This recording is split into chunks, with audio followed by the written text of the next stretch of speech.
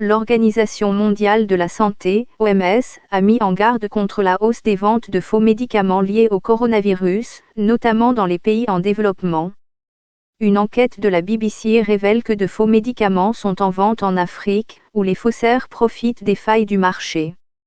Un expert a mis en garde contre une pandémie parallèle de produits non conformes aux normes et falsifiés. L'efficacité de la chloroquine contre le coronavirus est-elle prouvée ? Ces médicaments qui transforment notre personnalité dans le monde entier, les usagers stockent des médicaments de base. Cependant, les deux plus grands producteurs de médicaments du monde, la Chine et l'Inde, étant en état d'alerte, la demande dépasse désormais l'offre, et le commerce de médicaments contrefaits et dangereux s'intensifie. Soutenue par l'Organisation mondiale de la santé, l'opération Panja, menée par Interpol contre la criminalité pharmaceutique, a permis de procéder à 121 arrestations dans 90 pays, en 7 jours seulement, la semaine dernière. Elle a permis aussi de saisir des produits pharmaceutiques dangereux d'une valeur de plus de 14 millions de dollars, environ 5,8 milliards de francs communautés financières africaines.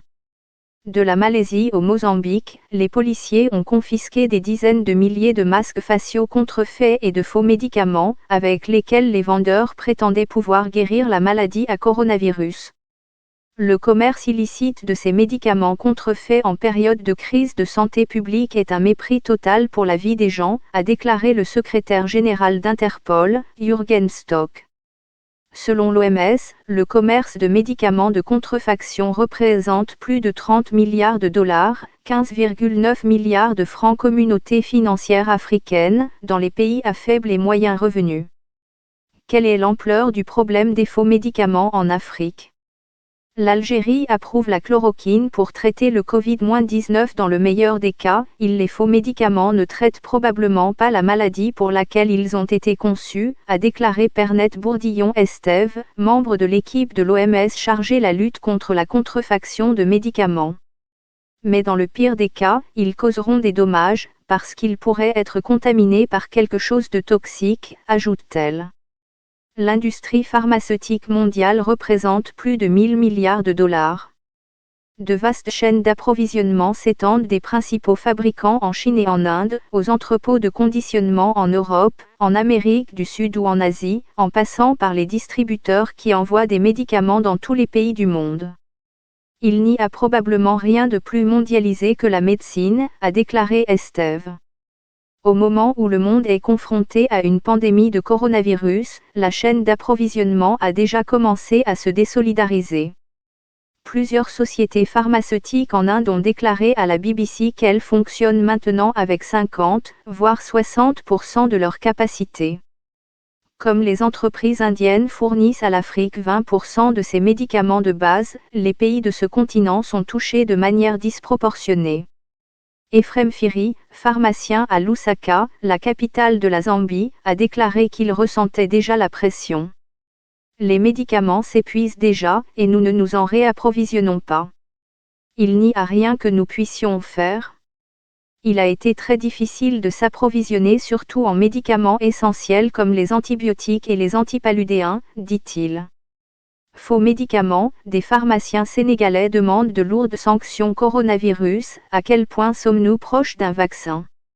Les producteurs et les fournisseurs ont également des difficultés, car les matières premières nécessaires à la fabrication des comprimés sont maintenant si chères que certaines entreprises ne peuvent tout simplement pas se permettre de les acheter. Un producteur au Pakistan a déclaré qu'il achetait les matières premières d'un médicament antipaludéen appelé hydrochloroquine pour environ $100 le kilo. Mais aujourd'hui, le coût est passé à $1150 le kilo, plus de 10 fois le prix habituel.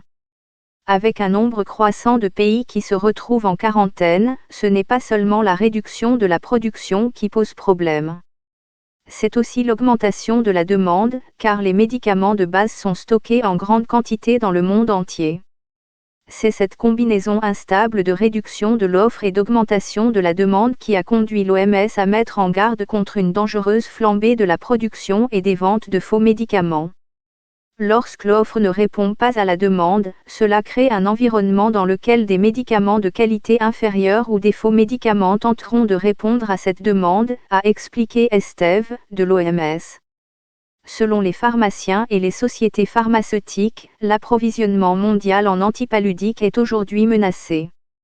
Depuis que le président américain Donald Trump a commencé à évoquer le potentiel de la chloroquine et d'un dérivé apparenté, L-hydroxychloroquine, lors de réunions d'information à la Maison-Blanche, la demande mondiale de ces médicaments, qui sont normalement utilisés pour lutter contre la malaria, a augmenté. Coronavirus et ibuprofène, séparer la réalité de la fiction. Trafic de médicaments, une crise sanitaire majeure. L'OMS a déclaré à plusieurs reprises qu'il n'existe aucune preuve formelle que la chloroquine ou l'hydroxychloroquine puisse être utilisée contre le virus qui cause le Covid-19. Toutefois, lors d'une récente conférence de presse, le président Trump a déclaré, en faisant référence à ces antipaludiques, « Qu'avez-vous à perdre ? Prenez-les ».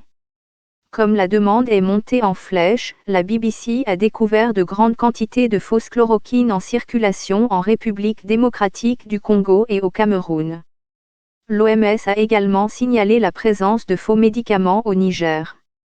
La chloroquine anti-paludisme est normalement vendue environ $40 pour un pot de 1000 comprimés.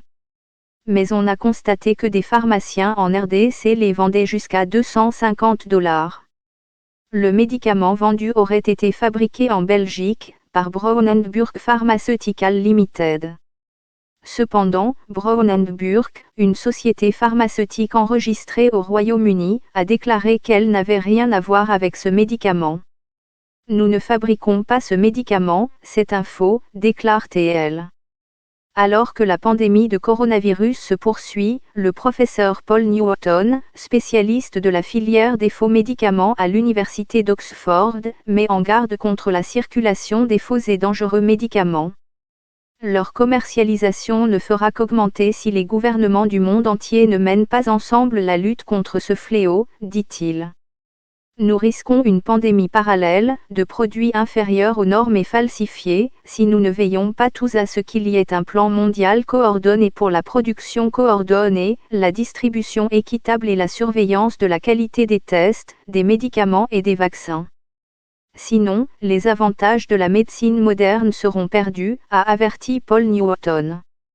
Les symptômes du coronavirus visibles des 5 jours coronavirus, est ce que les masques faits maison sont sûrs. Coronavirus, quand les fake news s'emparent de l'Afrique.